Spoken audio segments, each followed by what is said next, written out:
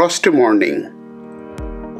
বাংলাদেশে থাকতে শুনেছিলাম শীতের সকাল, কুয়াশা ঢাকা সকাল এবং শিশিরের সকাল, কিন্তু অস্ট্রেলিয়াতে আসার পর শুনলাম ফ্রস্টি মর্নিং, অর্থাৎ জমাট বাঁধা সকাল। তবে এর জন্য অবশ্যই আদর্শ তাপমাত্রা হলো -1 ডিগ্রি থেকে -2 ডিগ্রি। এর বেশি হলে এটা হয়ে যাবে আইসি মর্নিং। এই তাপমাত্রায় শিশিরের কণাগুলো বরফের কণা পরিণত হয়, আর যখন এই বরফের কণা পরিণত হয় তখন প্রকৃতি হয়ে যায় অসাধারণ সুন্দর। তবে প্রাণীগুলো থাকে নিশ্চুপ, একদম নড়ে না বললেই চলে। দৃশ্যটা থাকে অসাধারণ।